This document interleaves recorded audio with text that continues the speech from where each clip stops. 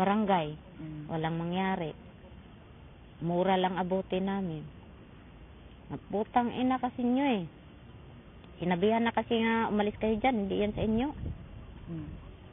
Eh, wala kami magawa. Uwi kami dito. Sabi ko, hindi ka pala makatulong sa amin. Ang mayor ng panahon na yan? Bernisa. Minura din kami. Anong sabi? Sabi niya, putang ina nyo, walang ninang-ninong. Kasi yung iba kasi, mga inanak niya, nagpuntahan kami doon. Eh, ikaw man rin kasi nagpapasok sa amin noon Ay, wala akong pinapasok doon. Ay, hugas kamay na siya. Ganun lang. Eh, di, sabi ko, eh, di, laban na to. Bahala na, patayan kung patayan. Eh, ganun din eh. Wala na tayong matirahan eh. Di, manabla na lang tayo. Sabi kong ganun. Pag magbakbakan, baril sa kanila, sa amin, bato naman. Bakit ayaw? Okay talaga. Nay, bakit mahirap naman ang buhay dito? Tapos lagi kayong binabantay ng mga gwardiya. Bakit hindi kayo umaalis dito? Dito na rin kasi kami nabubuhay yung iba. Tapos, wala rin kaming malipatan. Eh, sa karamihan dito, marami din anak, katulad sa akin. Wala talaga kayong matitirahan na iba. Saan ba kayo nagtatrabaho ngayon? Dito lang, itong tindahang maliit. Sa inyo itong tindahang maliit. Ay, yung iba... Nagdadamo, nagtatanim. Saan kayo nagtatanim? Doon banda. Sa mga tiwangwang na lupa? Yung mga ganyan, tiwangwang. Anong tinatanim nyo? Kamuting kahoy, mga gulay, palay. Nakakapagtanim kayo ditong palay? Saan? Doon sa titaniman namin, doon banda. Buti walang pumipigil sa inyo magtanim. Wala naman. Ay, pigil sila. Eh, sabi namin na, hindi naman namin angkinin tong inangkin rin nyo. Ang ano lang namin, mabuhay kami sa araw-araw. Eh, ngayon, kung mayroon kayong ibigay sa amin, hindi kami magtanim dyan.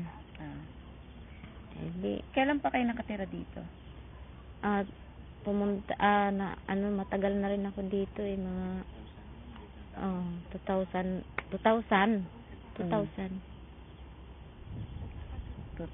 pa. Yung iba talaga, taga rito talaga, yung iba. Saan po kayong galing probinsya bago kayo nagpunta rito? Saan kayo galing bago kayo nagpunta rito? Ormoc. Galing kayong Ormoc nung nagpunta kayo dito? Ba't kayo nagpunta dito? Ay, alam mo namang kalagayan din sa Ormoc. Nawala rin bahay namin doon. Wala rin bahay dito?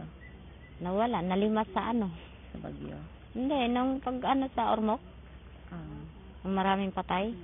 Kailan nga yan? Ano yun?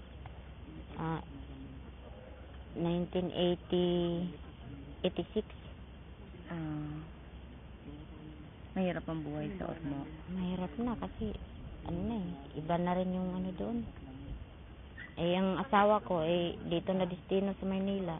Anong trabaho ng asawa niya? Welder. Hindi, pinasunod kami dito. Saan siya nagtatrabaho? Malapit dito? Malayo, Batangas. Umuwi lang siya dito? Minsan. Dumadali. Pag maalala. Ibang problema naman yun, Dami talaga tayong problema. Ganon talagang buhay. Habang buhay ka pa, ang dami talagang Buti may mga nagbabantay dito, mga bata, tumatambay lang yata itong mga to. Ito yung gitarista namin. Para hindi kami antukin. Kasi pag wala yan, lagi kami inaantok. Sino po ang bukod kay Ramil, sino pa yung kaibigan ni Paul? Nakilala siya. Ano ba ugali ni Paul? Kilala niyo ba? Mabait yun. Tahimik lang. Tahimik na tao yun. Anong trabaho niya dati? Tricycle driver. Saan siya galing na probinsya? Yun ang hindi ko alam. Saan galing yun siya. Pero leader siya, di ba? Board member siya ng organization.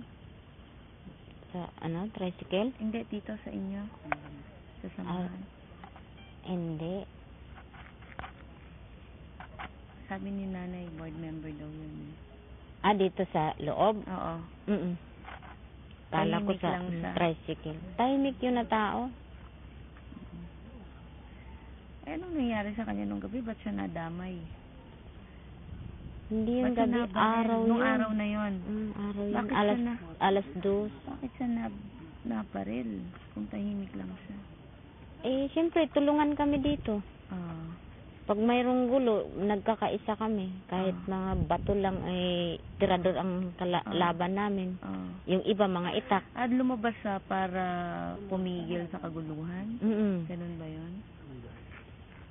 Sisigaw daw sana siya na tigilan na ninyo yung paputok. Ah. Kasi maraming batang matamaan. Ah. Tinuluyan pa rin siya pag baril. Sumigaw ba siya? No? Sinabi niya yon. Oo. Tumigil kayo sa pagpapaputok, maraming batang tatamaan. Binaril pa rin siya. Binaril. Nung binaril siya ng gwardya, alam ng mga gwardyang nakabaril sila, anong ginawa ng mga gwardya? Tumakas na agad. Tumakas na sila agad. Wala nang natirang gwardya dito. Wala na. Pagkabarilan. Wala na. 3 araw, mayroong iba na naman pinalit. Yung tinamaan ng bala si Ramil, no? Nakapag-report siya sa police. Yung pamilya ni Paul, ni Kiriko, Nag-report pa rin. parang wala akong nakuhang kopya ng police report niya. Mayroon Ni yun Trining. Mayroon yun. Nakapag-report ba si Trining nun? Sinong kasama niya? Sila yun. Susan. Maramil.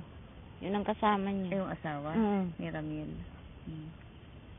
Yun pala ang kailangan. Pero hindi na dito dinala ang bangkay. Hindi na.